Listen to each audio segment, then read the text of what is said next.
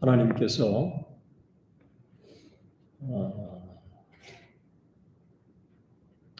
이렇게 말씀을 함께 나눌 수 있는 기회를 주신 것에 대해서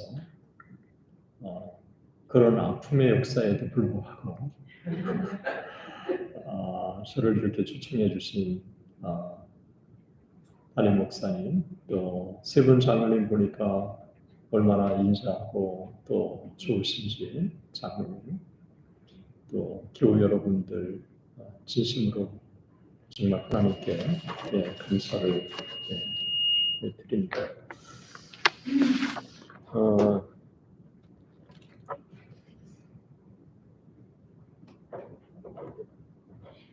요즘처럼 한국 세계가 혼란스러운 때는 없는 것 같습니다.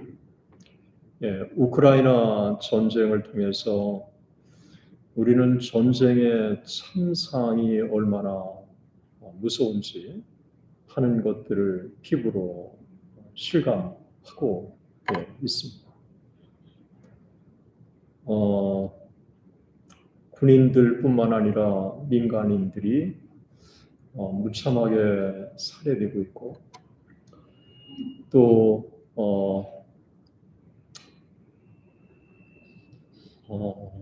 원자력 발전소를 비롯한 발전 시설들이 참혹하게 피해를 당하고 있고,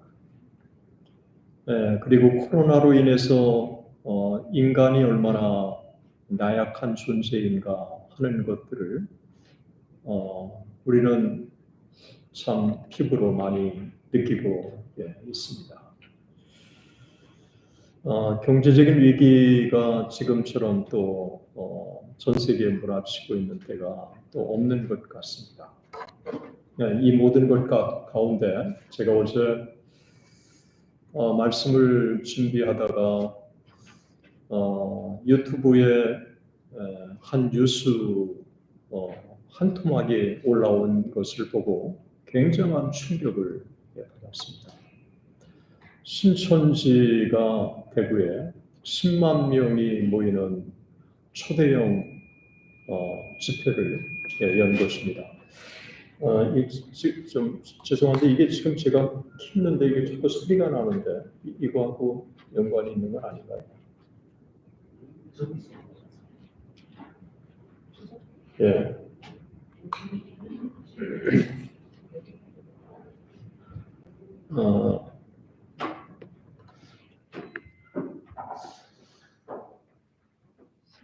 세계가 이처럼 불안한 시대는 없었던 것 같습니다.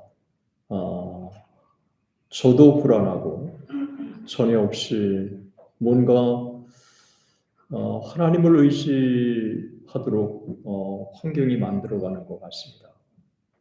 제가 이 말씀을 소개해 드리는 것은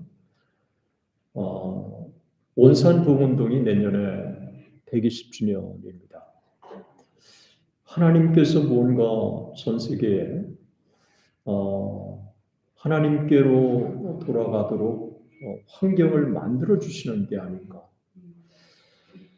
여러분, 신천지가 10만 명이 그렇게 공개적으로 모인 거는 신천지 역사상 없었습니다. 그리고 한 교단이 10만 명이 모이는 교회가 이 땅에 존재하는지 모르겠습니다. 한국이 이 10만 명의 신천지가 모이는 곳이 한국 교회가 쇠퇴해가는 거하고 비교해 볼 때 굉장히 이단의 세력에 의해서 한국 교회는 너무 나약한 존재라고 하는 것을 보여주고 있는 둘의 대비가 지금 적나라하게 일어나고 있는 것 같습니다. 그러나 성경은 사람이 숫자에 있지 않다고 하는 것을 끊임없이 기독교 역사는 일깨워주고 있습니다. 기드온에게 300명 기드온 용사만 죽이라고 말씀을 하셨습니다. 제가 오늘 여러분 앞에 함께 같이 말씀을 나누면서 베이직 교회에 계신 여러분들만이라도 정말 기도원 300 용사처럼 영적으로 무장하고 깨어난다면 뉴욕이 바꿔질 것입니다. 그리고 하나님의 역사는 우리가 생각했던 것보다 더 놀랍게 하나님께서 역사하시는 것입니다. 위기의 때, 이 위기의 때 누구도 부흥에 대한 목마름이 없는 이때, 여러분들이 함께 같이 부흥을 사모하고 함께 같이 하나님의 은혜를 구하는 것은 하나님의 특별한 인도하심이라고 하는 마음이 제 안에 들고 그 자체가 귀하고 소중하다고 생각합니다. 하나님께서 오늘 이 시간에 우리 가운데 은혜로 함께 해주시기를 소망합니다. 아멘. 한번 잠깐 더 기도하고 우리가 말씀을 나누겠습니다. 사랑의 하나님 아버지, 하나님의 은혜와 사랑을 감사합니다. 여기 하나님을 사랑하고 교회를 사랑하는 당신의 귀한 종들이 함께 머리를 숙였습니다. 이 땅을 가슴에 품고 우리의 조국을 가슴에 품고 제2의 조국이라고 하는 이 미국을 가슴에 품고 이 시대에 하나님께서 우리를 향한 뜻이 무엇인지, 하나님이 세우신 교회를 향한 하나님의 뜻이 무엇인지를 우리가 함께 같이 하나님 앞에 간구하며 기도하기를 원합니다. 오늘 이 시간 우리 하나님께서 하늘 문을 여시고 우리 가운데 놀라운 은혜를 더해 주옵소서. 살아계신 우리 주 예수 그리스도의 이름으로 기도드립니다. 아멘. 1903년 봄, 2명의 여자 선교사가 무릎을 꿇고 한국교회 가운데 그리고 선교사들 가운데 부흥이 있게 해달라고 기도하기 시작했습니다. 그 2명의 여자 선교사는 화이트와 맥컬리였습니다. 이 화이트는 남 감리교 선교사로 중국에서 활동하신 분인데 잠시 한국의 원산에 나와 있었고, 그리고 맥컬리는 캐나다 장로교 선교사인데 원산에서 함께 이 두 사람이 한국교회 가운데 선교사들 가운데 부흥이 있게 해달라고 기도하기 시작한 것입니다. 누구에게도 알리지 않았는데 1명, 2명 합류하기 시작을 하면서 그렇다면 공개적으로 기도회를 갖기로 하고 자기들이 존경하는 하디 의료 선교사에게 어떻게 하면 효과적으로 기도할 수 있는지 3편의 강의를 해달라고 부탁을 했습니다.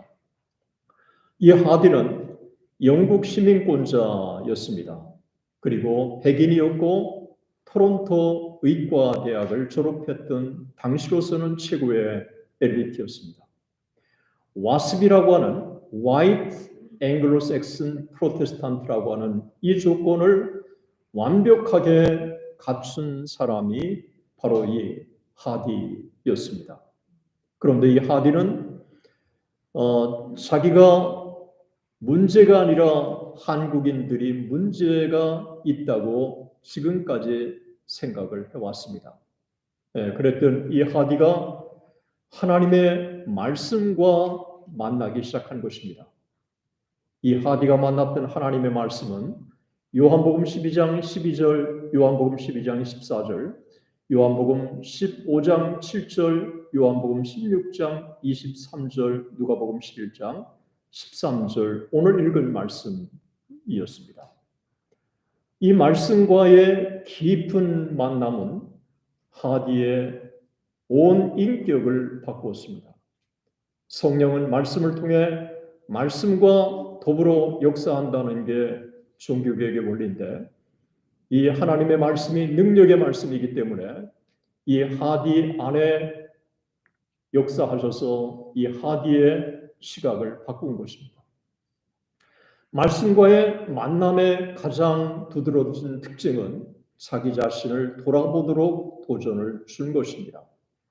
결국은 하디는 자기가 문제가 있다고 하는 사실을 깊이 깨닫게 되고, 그리고 하나님 앞에 철저하게 자기 자신을 회개하기 시작합니다. 그리고 은혜를 자기가 먼저 받고 그 다음에 공개적으로 기도회를 갖게 됐을 때 말씀을 전하게 되는 것입니다. 부흥의 역사에 한 가지 분명한 원칙이 있습니다. 그것은 은혜 받은 사람이 은혜를 나눈다는 것입니다. 지도자가 먼저 은혜를 받아야 교인들이 은혜를 받는 게 기독교 2000년의 역사였습니다. 베드로가 은혜를 받았을 때 오순절에 모인 사람들이 하나같이 큰 은혜를 받은 거였습니다. 이 하디에 이와 같은 은혜의 특별한 변화는 하나님께서 하디 자신뿐만 아니라 이민족을 향한 하나님의 깊으신 은혜의 섭리가 있었던 거예요. 비록 거기에 참석한 1903년 8월 24일에서 30일 동안에 모인 사람들은 비록 7명의 여자 선교사들밖에 없었지만 그 7명의 여자 선교사들이 하나같이 큰 은혜를 받은 것입니다. 하디가 자신의 일기에 그때 선교사들 앞에서 자기가 공개적으로 자기의 죄를 고백할 수밖에 없었다는 이야기를 그가 이렇게 고백합니다.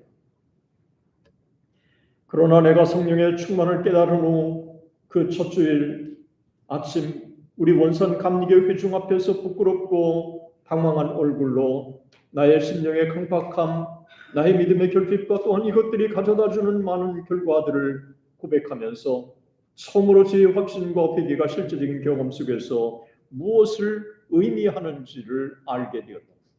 선교사들 앞에서 자기가 그냥 회개했는데 그 다음 주일날 원산 감리교회 앞에 섰는데 한국인 앞에서도 동일한 이 회개를 하도록 하나님이 인도해 주신 거예요. 선교사들 앞에서 그가 무슨 죄에 대한 고백을 하냐면 그의 일기에 이렇게 적었습니다. 성령이 내게 오셨을 때 그의 첫 요구는 나의 선교사 생활의 대부분을 함께 보냈던 선교사들 앞에서 나의 실패와 그 실패의 원인을 시인하게 하시는 것이었다. 그것은 고통스럽고 굴욕적인 경험이었다. 여러분, 동료 앞에서 자기의 치부를 드러내는 것처럼 힘든 게 없잖아요. 그런데 성령께서 강하게 역사하시니까 사랑하는 동료 앞에서 자기의 치부를 드러낸 거예요. 자기가 얼마나 교만했는지, 그리고 자기가 얼마나 한국인들에 대해서 디스크리미네이션 그리고 세그리게이션이 있었는지, 인종 편견과 인종 차별이 있었는지를 있는 그대로 다 드러낸 거예요. 그것은 고통스럽고 굴욕적인 경험이었다고 이 하디는 고백하고 있는 거예요. 한국인들 앞에서도 동일한 고백을 하니까 한국인들 앞에서 비로소 죄가 무엇인지를 깨닫기 시작했다고 하는 것입니다. 그러니까 한국인들만 은혜를 받은 게 아니라 동료 선교사들도 은혜 받은 것입니다. 하나님께서 이 하디의 변화된 모습을 보면서 나도 하디처럼 이러면서 하디의 변화된 모습을 통해서 게일 선교사가 은혜를 받았고 그리고 어바력 선교사도 동일한 은혜를 받은 거예요. 여러분, 동료가 동료를 통해서 은혜를 받는 것은 쉽지가 않아요. 제가 평양 대북운동을 전 세계적으로 정말 많이 나눴지만 제 총신의 졸업 동기들 앞에서 평양 대북운동을 함께 나눴던 게 제일 힘든 기억으로 기억에 남아요. 그래, 네가 얼마나 잘하나 보자. 마치 그렇게 하는 것처럼 느껴지기 때문에 진짜 말씀을 전하는 게 고통스러웠어요. 그런데요, 동료가 동료를 통해서 왜 그렇게 은혜를 받을 수 있었을까요? 예, 하디가 은혜를 받고 나서 두 가지에 나타난 현상이 있어요. 하나는 철저한 죄에 대한 고백, 그리고 또 하나는 하디의 변화였습니다. 은혜를 받고 나서요, 하디가 완전히 달라진 거예요. 얼마나 달라졌는지 같은 토론토 대학의 제임스 게일이 이렇게 설명합니다. 은혜를 받기 전에 하디와 은혜를 받은 이후의 하디는 180도로 달랐다. 은혜를 받기 전에 하디의 모습과 은혜를 받은 이후의 하디의 모습은 마치 40일을 금식하고 한 후 시내산에서 하나님을 대면했던 광채나는 모세 얼굴과 같다. 갈릴리에서 처음 부름을 받을 때와 베드로서를 쓸 때만큼이나 달랐다. 여러분, 하디가 의사였는데요, 은혜를 받기 전에는 얼마나 쌀쌀 맞았는지, 한국 사람들이 하디한테 가기 싫다고 그랬대요. 그런데 은혜를 받고 나니까 손만 만져도 병이 난다. 하디가 그만큼 변화가 됐기 때문에 동료 선교사들이 나도 하디처럼 그렇게 외치기 시작을 한 것입니다. 세계적으로 무디와 쌍벽을 이루는 프란손이라고 하는 세계적인 부흥사가 있습니다. 스칸디나비아 출신인데, 그런데 전혀 오리라고는 통지를 받았지만 바로 그날 밤에 프란손이 오리라고는 생각하지 않았어요. 프란손이 오고 나서 감리교, 장로교, 침례교 세 개의 교파를 초월해서 함께 연합으로 집회를 가지면서 프란손이 말씀을 딱 전한 거예요. 한번 보세요. 하디의 회개를 통해서 강력한 역사가 일했죠. 프란손이 딱 입국하면서 이 영적인 분위기가 훨씬 더 강력하게 일어났죠. 이러면서 1903년 이후의 하반기에는 계속해서 한국인들 가운데, 선교사들 가운데 이 회개 운동이 일기 시작한 거예요. 그러면서 이 하디의 마음에 뭔가 하나님께서 거룩한 부담감을 주신 거예요. 자기가 오랫동안 실패감을 안겨주었던 강원도 지경토에 가서 말씀을 전하도록 인도해 주셨는데, 그래서 1904년 2월에 강원도 지경토를 향해서 가는 도중에 사슬막에 묵으면서 하나님 앞에 기도한 거예요. 금식하며 기도한 거예요. 하나님, 지난 여름에 주셨던 그 은혜를 이곳 하나님 이 사슬막 이 강원도 지경토에서도 주셔야 되지 않습니까? 그러면서 하나님의 말씀을 놓고 간절히 하나님 앞에 그가 기도하는데, 그때 그에게 큰 은혜의 말씀이 딱 떠올랐어요. 그게 여호수아 14장 9절의 말씀이었습니다. 그날에 모세가 맹세하여 가로되 네가 나의 하나님 여호와를 온전히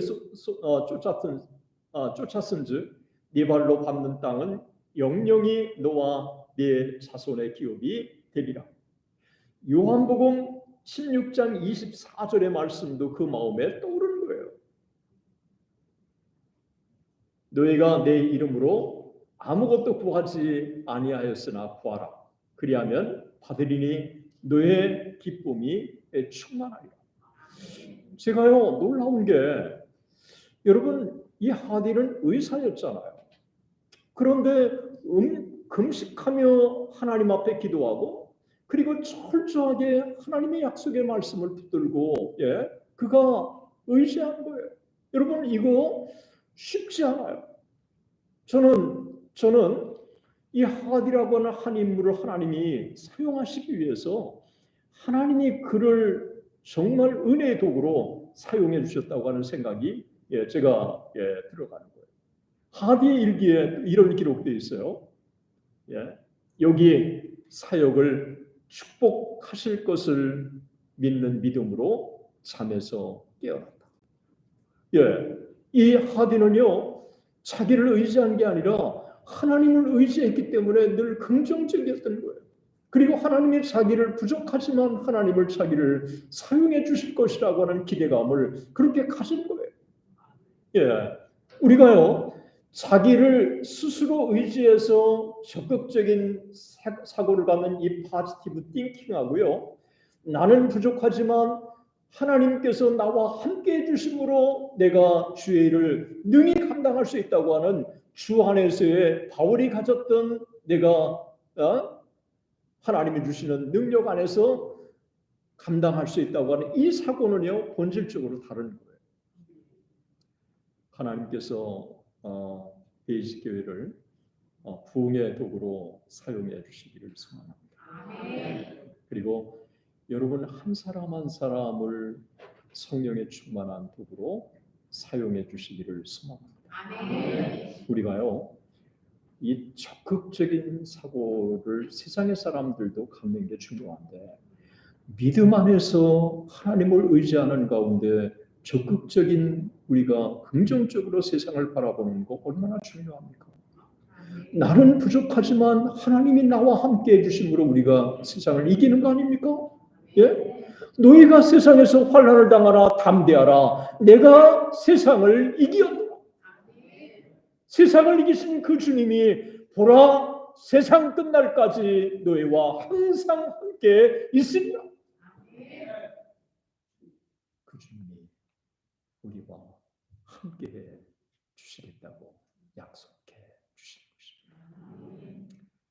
그 주님은 어제나 오늘이나 내일이나 변함이 없으신 줄로 믿습니다. 그 주님이 우리와 동행해 주시면 우리가 세상을 이길 수가 있는 것입니다. 어떻겠어요? 그렇게 그에게 실패감을 안겨줬던 강원도 지경교회 그가 가서 말씀을 전했는데 얼마나 성령의 역사가 강하게 일어났는지 그의 일기에 이렇게 기록했어요. 주님은 나의 믿음을 실망시키지 않으셨다. 그날의 집회, 특별히 그날 오후 집회와 저녁 집회는 내 일생 동안 내 기억에서 지워지지 않을 것이다. 얼마나 그 집회가 강력한 집회였는지 하디는 자기 평생에 그 집회를 잊을 수가 없다고 그렇게 증언하고 있습니다. 저는 부족하지만 오늘 집회가 그런 집회가 되었으면 좋겠습니다. 이 하디가요, 자기가 의사였는데 청진기를 내는 것입니다. 그리고 영혼의 의사로 자기가 바꿉니다. 그 이후에 하디는 청진기를 한 번도 손에 들지 않습니다. 이거요, 쉬운 게 아닙니다.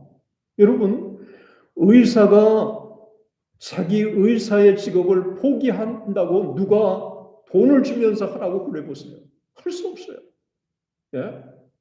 그런데 성령께서 그 안에 강하게 역사하시니까 자기를 영혼의 의사로 부르셨다고 하는 이 확신이 드니까 오히려 청진기를 내려놓고 하나님께서 자기를 부르신 영혼의 의사로 가는 곳마다 하나님의 복음을 증거하면서 그러면서 한반도 전역에 놀라운 부흥의 불씨가 되는 거예요. 하디가 서울 작골로 가죠. 제물포로 가죠. 개성에 가죠. 놀라운 부흥이 일어납니다. 그러면서 1904년 6월에 부흥회라고 하는 말이 처음으로 한국에 등장합니다. 그리고 1904년 10월 달에 그가 11월에 안식년을 가기 전에 10월 달에 그가 서울과 평양과 그리고 제물포에 가서 복음을 전하는데 놀라운 성령의 역사가 나타났어요. 여러분, 이렇게 부흥의 불길이 타오르기 시작하면서 이제 하디는 안식년을 떠났는데도 불구하고 1905년 개성을 중심으로 성령의 역사가 타오르기 시작한 거예요. 이 1905년의 성령의 불길이 점점 더 타오르기 시작하면서 1905년에 4개의 장로교, 2개의 감리교, 6개 선교회가 함께 모여서 한국복음주의 연합공의회를 결성합니다. 그 4개 선교회는 북장로교, 남장로교, 호주장로교, 캐나다 장로교, 그리고 북감리교, 그렇게 해서 이 6개 장로교, 감리교, 선교회가 함께 모여서 연합 복음주의 연합 공예를 결성합니다. 그리고 둘을 결정해요. 이 두 가지의 결정이요, 참 의미 있는 결정이에요. 이 두 가지. 여러분, 교파와 교단을 초월해서 함께 6개 이 공의회가, 6개 선교회가 공의회를 결성하면서 두 가지를 결정해요. 이 두 가지가 뭐라고요? 하나는 이 땅에 가장 필요한 게 연합이다. 연합. 두 번째는 가장 중요한 게 부흥이다. 그래서 연합을 결정하고 이어서 부흥을 결정해요. 그런데 제가 성경을 보고 그 다음에 교회사를 보고 또 전 세계 여러 곳에 부흥의 현장을 가면서 두드러진 게 하나 있어요. 연합이 있는 곳에 성령이 역사하셔서 부흥이 일어나고 부흥이 일어나는 곳에 연합이 있어요. 이 둘이 떨어질 수 없는 불가분리의 관계가 있어요. 교회가 분열되고 불화한데 성령께서 부흥을 주신다. 죄송해요. 노웨이. 연합을 통해서 진짜 하나님의 은혜를 구하는 곳에 성령께서 역사를 강하게 하시는. 성경은 사탄의 영은 분열의 영이라고 말씀하고 있어요. 성령은 연합하게 하시는 영이에요. 남자나 여자나 종이나 주인이나 이 헬라인이나 야만인이나 성령은 하나 되게 하시는. 저는 이 하나 되게 하시는 이 놀라운 역사가 베이직교회 임하기를 주의 이름으로 축원합니다. 이 연합이 있는 곳에 성령께서 더 강하게 역사하시는 거예요. 그래서 이 둘을 결정했는데 이 둘의 결정은 제가 볼 때 얼마나 탁월한 결정인지 정말 놀라운 결정이에요. 이 둘이 결정하면서 이 땅에 가장 필요한 게 부흥이다. 그래서 1906년 1월 달에 10년 부흥회를 열기로 결정해요. 그러면서 10년 부흥회를 열기로 결정하면서 전도가 우선이 아니라 먼저 은혜가 우선이다. 은혜를 받으면 전도는 저절로 된다. 이거요. 한국교회가 1970년, 80년대 거꾸로 왔어요. 평양대봉운동 때는 은혜가 우선이기 때문에 은혜를 받고 나니까 변화를 받아서 가족들이 변화받은 모습을 보면서 나도 제가 만난 주님을 만나고 싶다. 이러면서 교회로 몰려든 거예요. 이웃도 알고 그가 만난 주님을 나도 만나고 싶다. 그랬는데 1970년대는 전도 중심으로 해서 교회는 왔지만 훈련을 시키지 않으니까 변화가 없었던 거예요. 그러니 십자가와 술집이 그렇게 많은 거예요. 이 둘은 있을 수가 없어요. 평양대봉운동 때는 평양대봉운동이 일어나고 나서 여러분 세 집 건너 술집이었잖아요. 이 술집이 없어질 거예요. 주일날 가게문을 믿지 않는 사람도 열지 않았어요.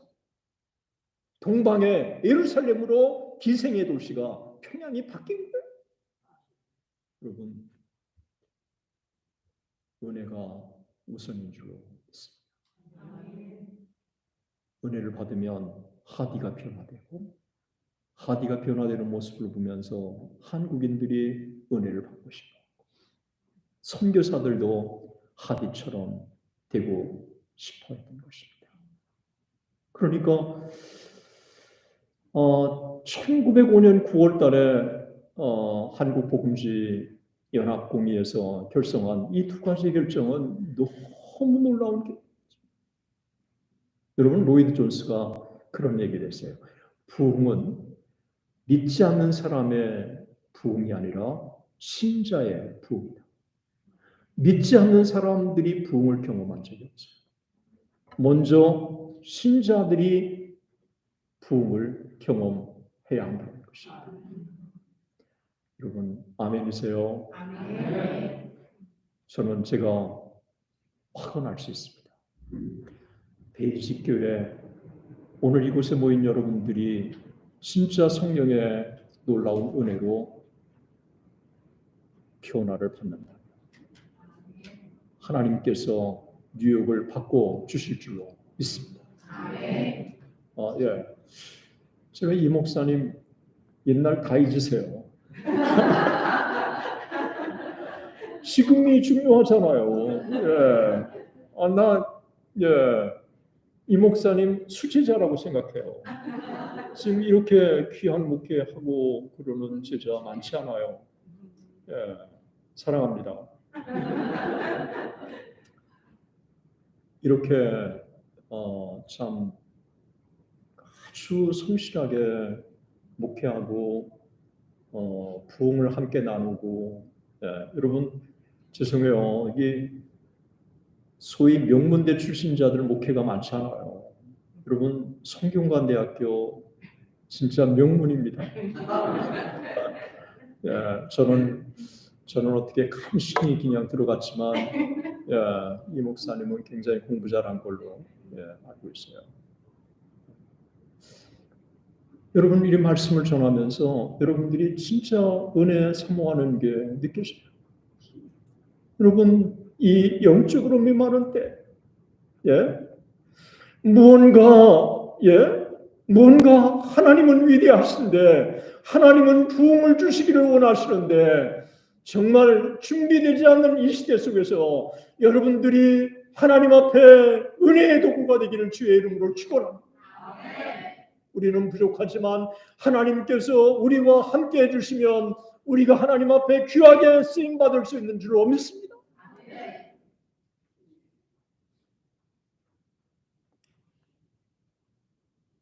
1905년 한국복음주연합 공의의 결정은 너무 놀라운 결정이었고 그리고 1906년 1월 10년 동안에 서울과 평양에 하나님의 크신 은혜를 보여주셨습니다.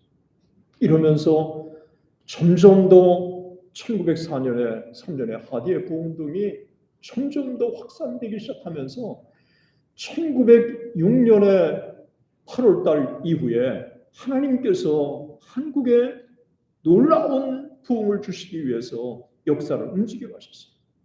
여러분 세상의 많은 사람들은 크로노스의 시간만 봅니다. 우리가 역사라고 했을 때 시간이라고 했을 때 우리는 한 가지 시간만 갖고 있어요. 그러나 이 헬라어는 시간이라고 하는 개념이 둘이에요.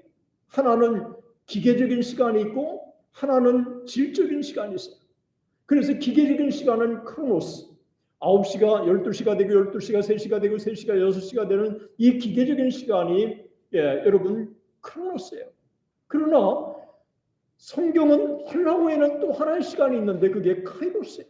하나님의 시간이에요. 이 하나님의 시간을 믿음의 사람들은 동시에 볼 수 있는 거예요.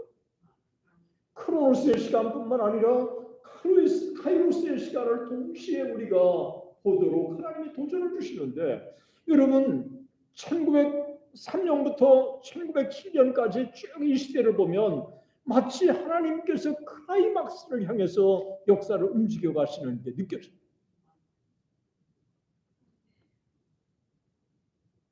(1906년 8월) 이후에 4개의 중요한 사건이 일어납니다.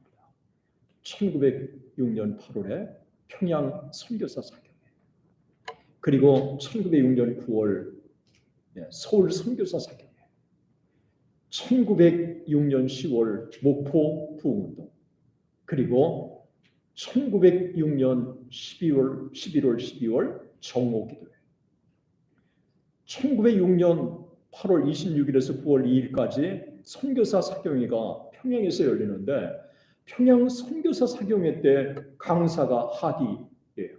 안식년을 마치고 와서 하디가 평양 선교사 사경회를 인도한 거예요. 요한일서를 가지고 인도하는데 요한일서 가지고 말씀을 전했을 때 이 청중들이 큰 은혜를 받은 거예요. 가장 큰 은혜를 받은 사람 중에 하나가 한국에서 가장 큰 교회인 장대현 교회 담임 목사, 그레함 리가 은혜를 받은 거예요. 메모하고 이걸 가지고 와서 장대현 교회 재직사회위원회를 열었는데 재직들이 하나같이 큰 은혜를 받은 거예요. 12살 먹은 로제타 쇼드홀의 아들 쇼드홀도 은혜를 받았어요. 쇼드홀이 이렇게 얘기해요. 나는 12살 때 어머니 로제타 쇼드홀의 손을 잡고 하디가 인도하는 집회에 참석했다. 나는 그때까지 서양에 가서 사업가가 되는 게 꿈이었다. 하지만 그날 하디의 메시지를 들은 후 나도 어머니와 아버지처럼 의료 선교사가 됐어. 나의 생애를 한국을 위해서 바치기로 결심했다. 나는 과거에도 결심이 있었지만 작심삼일로 끝나고 말았다. 하지만 그날의 결심, 지금까지 나를 지배해 왔다.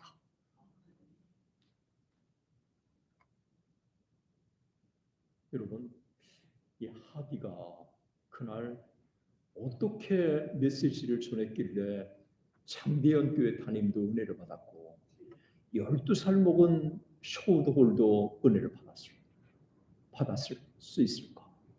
여러분, 이 온 청중들이 연령을 초월해서 은혜를 받는 건 쉽지가 않아요. 그것은 성령께서 청중을 사로잡았고 강사를 사로잡았기 때문에 가능했던 거예요. 그래서 제가 평양대북운동 2000년에 책을 쓸 때까지만 해도 그때 하디의 설교를 찾고 싶었는데 이 하디의 설교를 찾지 못하는 거예요. 그러다가 쇼드홀이 나중에 그가 세상을 떠나기 전에 회고록을 하나 써요.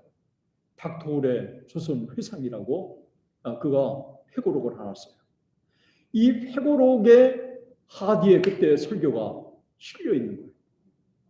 하디의 그때 은혜 받은 설교를 일기에 메모를 해놨다가 나중에 회고록에 삽입을 한 거예요. 그때 하디의 설교 어떻게 설교했는지 한번 볼까요? 하디가 제가 한번 이런 설교할 마지막 딱 한 편만의 설교를 할 수 있다면 이 하디가 외쳤던 설교를 좀 하고 싶을 정도로 정말 이 자체가 은혜가. 하디가 이렇게 그날 설교했습니다.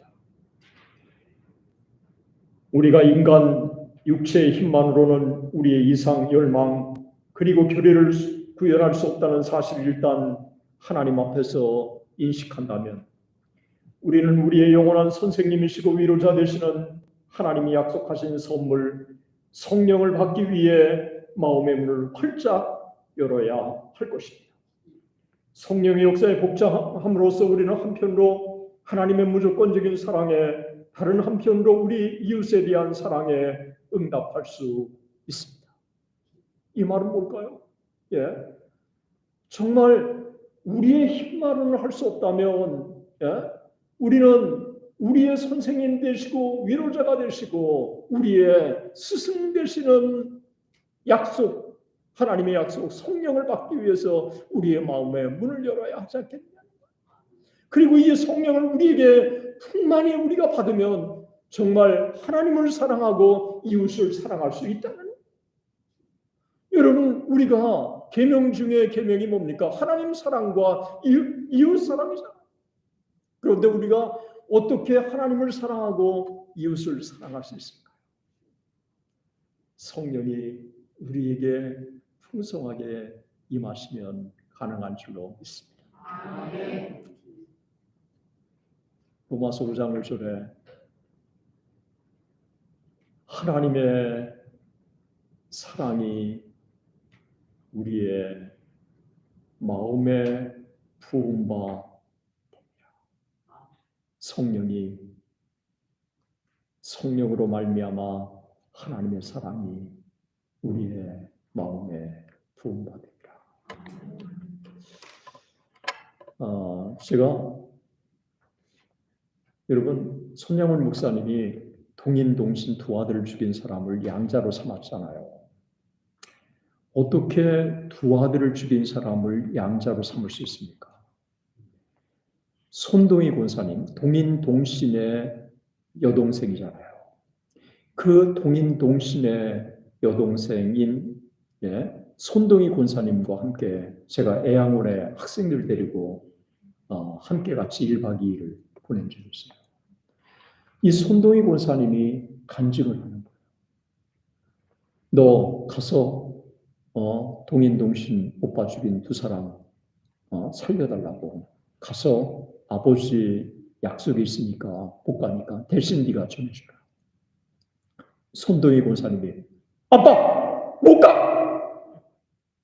어떻게 오빠를 죽인 그 사람을 살려달라고? 아빠 나 못 가! 나 외에 다른 신을 섬기지 말라고 하는 계명도 하나님의 계명이라며 네 이웃을 내 몸과 같이 사랑하라고 하는 것도 원수를 사랑하라고 하는 것도 하나님의 계명이 아니겠니? 그래서 순종하고 가서 이 동인동신 오빠를 죽인 사람을 살려달라고. 여러분, 저는 손양훈 목사님이 왜 그렇게 정말 사랑의 원자탄이 될 수 있을까? 굉장히 궁금했어요. 그런데 애양원에 가서 애양원을 쭉 둘러보다가 사진 한 장을 봤어요. 김치선 목사님, 한국의 황영재 목사님과 쌍벽을 이루는 김치선 목사님이 이 손양원 목사님을 부흥 강사로 청빙한 거예요. 성령의 충만을 평생 동안 사모한 거예요. 그러니까 성령의 충만을 받았기 때문에 스데반이 자기를 돌로 죽이는 그들을 용서해달라고 했던 것처럼 그렇게 성령의 충만을 받았기 때문에 원수까지 사랑할 수 있는, 우리의 힘으로 할 수 없지만 성령이 우리와 함께 해주시면 우리가 원수까지 사랑할 수 있는 줄 믿습니다. 손양훈 목사님이 그렇게 그런 하나님의 사랑을 실천에 옮길 수 있었던 것입니다.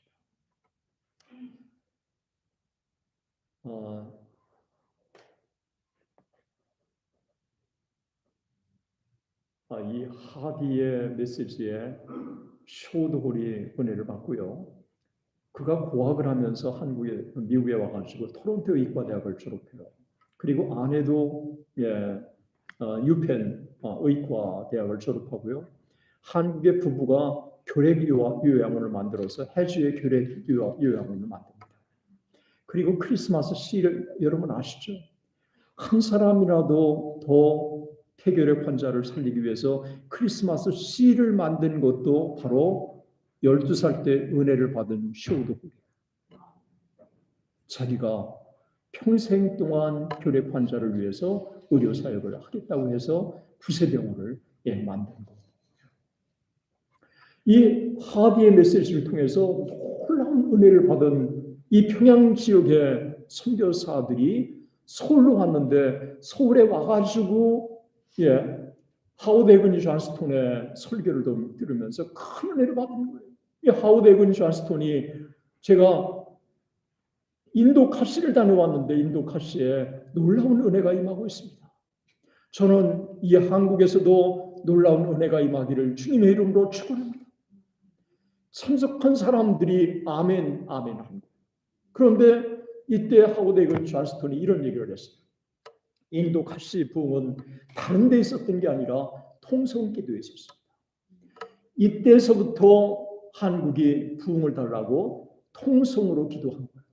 통성기도가 1906년 9월 달에 하워드 에그니 존스톤이 한국에 소개하면서 통성기도가 시작된 거예요. 이 통성기도 지금도 여러분 인터넷 치고 그러면 통성기도 그러면 한국 사람들의 기도. 그래서 통성기도로 T로 시작해가지고 그렇게 이제 재벌이라고 하는 고유명사가 정착된 것처럼 통성기도도 그대로 정착이 딱 됐습니다. 여러분 이 통성기도 저는 하나님께서 한국교회를 살리는 원동력이었다고 생각해요. 새벽 기도와 통성 기도가 한국 교회의 트레이드마크. 한국 교회가 시들었다고 하지만 오늘도 새벽에 나와서 기도하는 사람들 정말 많습니다. 예. 그리고 통성으로 은혜를 달라고 하나님 앞에 기도하는 사람들이 얼마나 많습니까?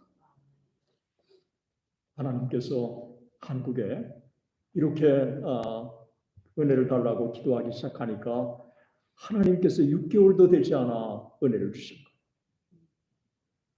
1906년 10월 달에 목포 부흥운동이 일어나죠. 그리고 11월부터 정옥기도회가 한국에 일어나죠. 그리고 하워드 존스턴이 평양에 와가지고 이렇게 얘기해요.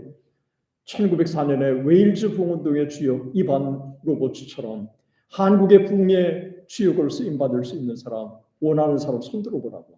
이때 여러분 손을 번쩍 든 사람이 그 유명한 길선주 장.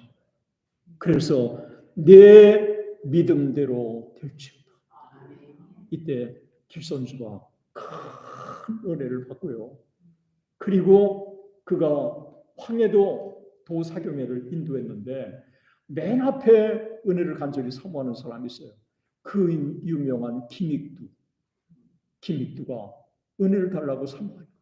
그래서 김익두가 큰 은혜를 받은 거예요. 여러분 김익두가 얼마나 깡패였습니까? 시장에 가는 사람들이 선왕당에 돌 던지고 갔잖아요. 김익두 만나지 않게 해달라고. 예, 그랬던 김익두가 은혜를 받고요. 달라진 거예요. 하나님이 길선주를 준비해 주시고 김익두를 준비해 주시고 그리고 하나님께서 놀라운 평양대부운동에 놀라운 은혜를 1907년에 주신 거예요. 내년 하기 원산부운동 120주년입니다. 저는 하나님께서 누군가를 한국교회, 새로운 이민교회와 한국교회 부흥을 위해서 준비해 주신 교회가 있다고 믿습니다. 그리고 목회자도 있고 그리고 그때는 길선주가 장로였어요. 평신도도 있다고 생각합니다. 저는 여러분의 교회가 그런 교회가 되었으면 좋겠습니다. 그리고 하나님께서 은혜를 사모하는 사람들에게 은혜를 주신다고 조나단 에드워즈는 말했습니다. 부흥은 하나님의 주권적인 선물이다. 그러나 아무 곳에나 임하는 것이 아니라 사모하는 곳에 임한다. 여러분 아멘이세요? 아멘. 저를 따라 사시죠. 부흥은 하나님의 주권적인 선물이다. 그러나 아무 곳에나 임하는 것이 아니라 사모하는 곳에 임한다. 여러분 아멘이세요? 성령은 사모하는 사람에게 주시는 영이에요. 1740년, 42년, 1736년, 38년 놀라운 부흥운동이 미국에서 일어납니다. 조나단 에드워즈가 부흥의 주역으로 쓰임받았습니다. 그런데 그 부흥이 일어나기 전에 영적으로 정말 메말랐습니다. 영적으로 메마른 가운데 하나님께서 전혀 예기치 않게 1차 대각성운동을 주신 거예요. 저는 미국과 전 세계 이와 같은 부흥의 역사도 마찬가지라고 생각합니다. 지금은 전 세계적으로 볼 때 우리가 의지할 대상은 하나님밖에 없다고 하는 것으로 지금 움직여가고 있는 것 같아요. 예, 우크라이나 전쟁이 그렇죠. 그리고 미국과 중국의 대립이 그렇죠. 그리고 한반도를 둘러싼 북핵의 문제가 그렇죠. 코로나 위기가 그렇죠. 그리고 신천지의 특세가 그렇죠. 마치 사탄이 우리를 압도하는 것과 같은, 그래서 어떻게 해야 할지 모르는 이와 같은 상황 속에 우리가 있습니다. 그러나 이때 하나님께 우리가 기도한다면 하나님께서 우리에게 부흥을 주시는 줄로 믿습니다. 그리고 하나님께서 우리에게 부흥을 주신다. 하나님께서 다시 우리가 영적으로 깨어날 수 있는 줄로 믿습니다. 1906년에 10월 달에요. 목포에 놀라운 부흥운동이 일어나고 나서 1906년 10월 달에 일어난 부흥의 소식을 평양 사람들이 듣고요. 하나님 우리에게도 동일한 은혜를 주십시오. 하나님 앞에 기도하기 시작한 거예요. 여러분 정말 놀랍게도요. 이 부흥의 소식을 전해주면 그 부흥의 소식을 들은 사람들이 이 부흥을 달라고 갈급하도록 하나님 앞에 기도하게 돼요. 그런데 그 하나님은 놀랍게도 참 은혜롭게도 한쪽에만 주시지 않고 사모하는 그곳에 또 주세요. 그리고 은혜를 받은 사람이 또 가서 은혜를 나누려고 한다면 동일하게 하나님께서 은혜를 주시는 거예요. 이 목포에서 주신 은혜를 하나님 우리들에게도 달라고 정오에 모여서 하나님 앞에 기도하기 시작한 거예요. 이 정오에 기도하면서 1907년 1월 2일부터 15일까지 평안남도 도사경회가 열렸는데 이 도사경회 동안에 1월 14일, 15일 마지막 이틀 동안에 은혜를 주신 거예요. 얼마나 강력한 은혜였는지 그때 은혜의 현장에 있었던 한 사람이 이렇게 증언합니다. 우리는 매우 놀라운 은혜를 경험하고 있습니다. 성령께서 권능 가운데 임하셨습니다. 장대인교회에서 모인 지난밤 집회는 최초의 실제적인 성령의 권능과 임재의 현시였습니다. 우리 중 아무도 지금까지 이전에 그 같은 것을 경험하지 못했으며 우리가 웨일즈, 인도에서 일어난 부흥운동에 대해 읽었지만 이번 장대인 교회 성령의 역사는 우리가 지금까지 읽었던 그 어떤 것도 능가할 것입니다. 여러분 1907년에 놀라운 부흥운동이 일어났을 때 하나같이 동일한 고백을 하는 그 용어가 있어요. 지금까지 우리가 한 번도 경험하지 못했던, 그러니까 이 성령의 역사가 얼마나 강력했는가를 보여주고 있어요.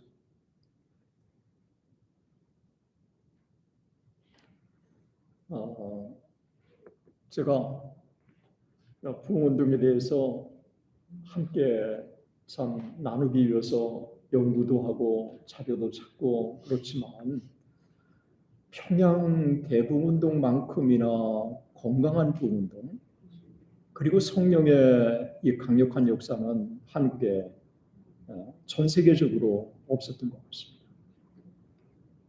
평양 대부흥운동이 일어났을 때 그 평양 대부흥운동이 장로교만 아니라 감리교회도 일어났는데 그 감리교회 노블 선교사가 이런 증언을 해요. 우리에게는 한국교회 내 자신이 지금까지 목격하지 못했고 듣지도 못했던 가장 놀라운 성령의 부어주심의 현시가 있었는데 아마도 사도시대 이후 이보다 더 놀라운 하나님의 권능의 현시는 없었을 것입니다. 사도시대라고 하는 것은 오순절 성령 강림 이후에 이보다 더 놀라운 하나님의 성령의 역사는 없었을 것이라고 증언하고 있습니다. 저는 오순절 성령 강림 이후 가장 강력한 성령의 역사를 평양에 한국에 부어주신 하나님께 너무 감사하고 있고 그 하나님의 부으심의 역사가 평양만 아니라 평양 전역으로 그리고 한반도 전역으로 그리고 1908년에는 중국으로 넘어갔습니다. 여러분 유명한 케넷 S. 라토렛 교회사가가 있어요. 이 교회사가가 뭐라고 증언하고 있느냐 하면 1908년에 중국 대부흥운동은 1907년 평양 대부흥운동에서 시작됐다. 그렇게 증언하고 있습니다.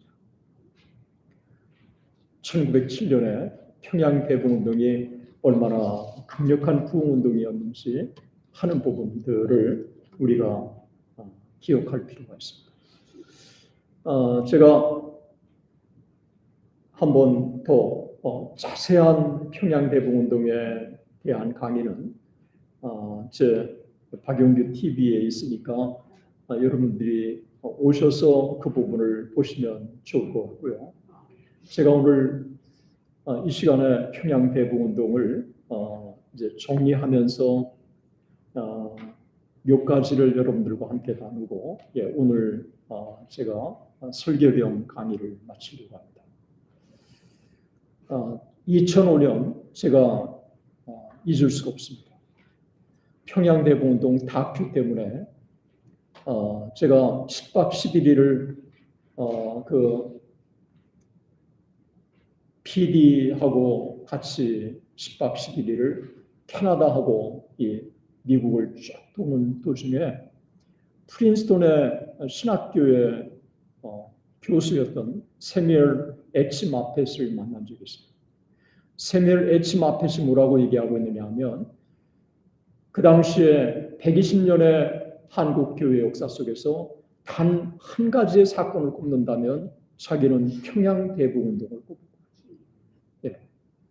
여러분, 예일의 라토렌 밑에서 교회사를 제대로 배운 그분이 한국에 120년 동안 한 사건을 꼽는다면 평양 대북운동을 꼽는다고 그렇게 얘기했습니다. 이 평양 대북운동은 저는 하나님이 한국 교회와 한국 민족에 주신 최고의 선물이라고 생각합니다. 그래서 어디 가든지 평양 대북운동 앞에 한국 교회와 민족을 살린 평양 대북운동이라고 그렇게 제가 늘 붙이고 있습니다. 평양 대북운동은 한국 교회에 주신 최고의 선물이었습니다. 두 번째는 한국의 평양 대북운동은 영적 각성 운동이었습니다. 이 영적으로 깨어나니까 사회각성으로 이어진 거예요. 그러니까 영적으로 깨어나면 사회각성이 이어져서 여러분 이 평양 대북운동 이후에 한국의 근대화가 시작된 거예요. 정상적인 결혼도 이때 정착된 거예요. 그리고 평양 대북운동을 통해서 종이라고 하는 게 없어진 거예요. 그리고 백정이라고 하는 게 없어졌어요. 신분의 타파가 없어진 거예요. 그리고 남녀가 평등해지기 시작한 거예요. 여러분, 한국의 근대화의 본격적인 출발 사건이 있다고 한다면 저는 평양 대북운동의 사건이었다고 믿습니다. 세 번째는 여러분 이 평양 대북운동을 우리가 보다 보면 1903년에 원산복운동, 1907년에 평양 대북운동, 1909년에 백만인 구령운동이 끝나고 나서 1910년 한일 병탄의 사건이 딱 일어나요. 왜 1909년에 끝나고 1910년에 한일 병탄이 딱 끝날까요?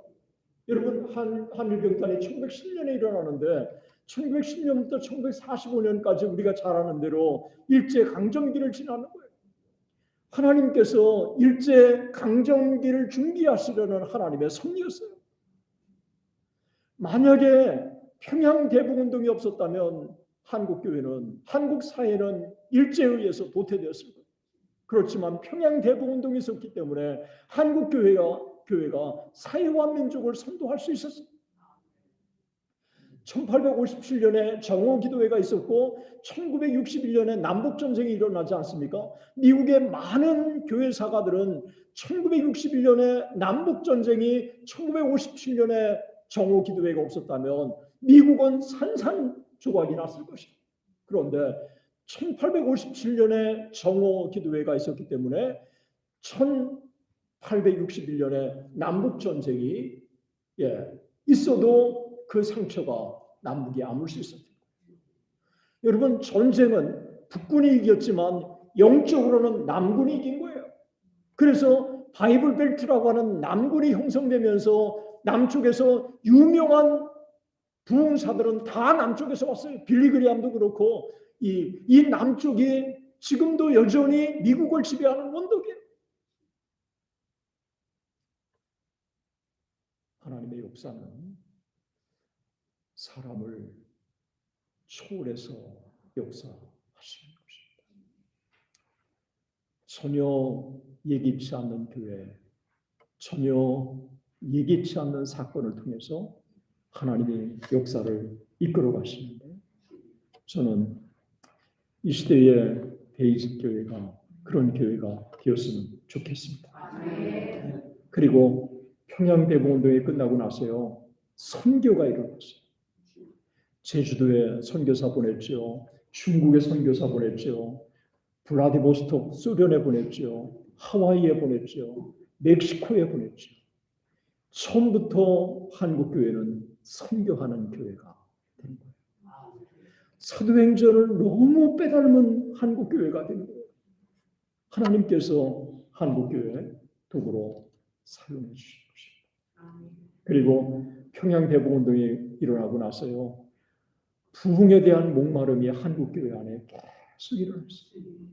그래서 1920년에 김익두 부흥운동, 1932년에 성결교 부흥운동, 1950년대에 한국의 한국전쟁 부흥운동, 1970년대에 여러분 대중전도운동 계속해서 부흥이 일어난 거예요. 1984년 이후에 한국교회 부흥운동이 일어나지 않았어요. 저는 이렇게 40년 동안 한국교회가 부흥이 일어나지 않는 세대가 없어요. 저는 하나님은 여전히 부흥을 주시기를 원하시지만 한국교회가 준비되지 않았다고 생각합니다. 우리가 준비된다면 하나님이 한국교회에 부흥을 주실 것이라고 믿습니다. 그리고요, 한국교회 1907년에 부흥운동이 일어나고 나서요, 민족을 위한 기도가 민족복음화 운동이 한반도 전역에 활활 타올랐어요. 그때 한국을 방문했던 브라운이 한반도 전역을 다 방문한 거예요. 한반도 전역을 방문했는데 하나같이 동일한 기도 소리가 들리는 거예요. 그 기도 소리가 뭔지를 선교사에게 물어보니까 그 선교사가 이렇게 얘기합니다. 하나같이 하는 기도는 오 주님, 우리는 멸시받는 사람들이며 지상에서 가장 약한 민족입니다. 그러나 당신은 멸시받는 것들을 택하시는 하나님이십니다. 이 민족을 사용하시사 아시아에서 당신의 영광을 드러내시옵소서. 여러분, 최근에 제가요 유튜브를 보다가 깜짝 놀랐어요. 내셔널 파워 전 세계 랭킹이 한국이 6위.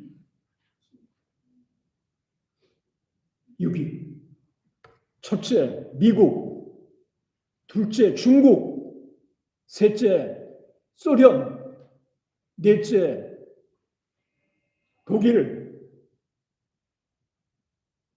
다섯째 영국, 그 다음 한국. 한국이 일본과 프랑스보다도 더 위에요. 6위. 우리가 이해할 수 없는 차원에서 한국은 그보다 더 상승할 수 있다고 믿습니다. 여러분 한번 보세요. 우리는 멸시받는 사람들이며 지상에서 가장 약한 민족입니다. 그런데 여러분 110년 만에 어떻게 한국이 세계 6위가 될 수 있습니까? 하나님은 하실 수 있는 줄 믿습니다. 그리고 우리가 하나님 앞에 기도하는 것 하나님이 들으시는 줄로 믿습니다. 왜 이렇게 한국을 들어 세우실까요? 제사장 나라로 만드시기 위해서입니다. 의의 복음을 전하기 위해서 하나님이 이 민족을 축복해 주시는 줄 믿습니다. 우리 이 민족을 살려달라고 하나님 앞에 기도했는데 그 기도를 하나님이 들으신 것이죠. 오늘 우리가 하나님 앞에 이 민족을 살려달라고 기도한다면 앞으로 110년 후에 하나님은 미국과 복음가를 미국보다도 더 전 세계에 하나님께 영광을 돌리는 나라와 민족으로 하나님이 이 민족을 사용해 주실 줄 믿습니다. 그리고 120년 전에 일어났던 평양 대복운동은 지금도 1995년에 위튼 대복운동이 일어났고요. 2005년에 인도 가니까 인도에서도 부흥이 일어나고 있고요. 제가 에즈베리 가니까 에즈베리에서도 일어나고 있어요. 여러분, 위튼에 지금도 미국에 술집이 없는 도시 어디 있는지 아세요? 위튼이 그렇습니다. 그리고 에즈베리가 있는 윌모어가 그렇습니다. 술집이 없습니다. 제가 가니까 그 도시를 성령께서 접수한 것처럼 느껴집니다. 평양 대봉운동에 임하신 그 놀라우신 성령의 기름 부으심이 다시 우리 가운데 임하시기를. 그래서 이 민족과 이 나라를 하나님께서 위대하게 사용하셨습니다. 제1의 조국 대한민국, 제2의 조국 미국이 계속해서 하나님께서 사용하시는 나라와 민족이 되도록 우리 기도하십시다. 기도하겠습니다. 사랑의 하나님 아버지, 하나님의 은혜와 사랑을 감사합니다. 우리 하나님께서 120년 전에 이 땅에 놀라운 부흥의 역사를 주셔서 미천하고 정말 아버지 멸시받는 민족이었지만 평양 대봉운동을 통해서 일제 36년의 위기를 극복하게 하시고 전 세계 오늘날 6위에 해당하는 강력한 나라로 이 민족을 대한민국을 사용해 주신 것을 감사합니다. 아버지 하나님, 우리가 교만하지 않게 하시고 하나님 앞에도 은혜를 구하게 하시고, 그래서 아버지 우리 한 사람 한 사람들이 하나님의 영광의 도구가 되게 하시고, 다시 한번 한국과 아버지 하나님 미국이 영적으로 깨어나는 역사가 있게 하여 주시옵소서. 힘으로도 안 되고 능으로도 안 되고 오직 여호와의 힘으로 되는 줄 믿사오니 전능하신 하나님께서 이 민족을 긍휼히 여겨 주시옵소서. 믿사옵고 살아계신 우리 주 예수 그리스도의 이름으로 기도드리옵나이다. 아멘.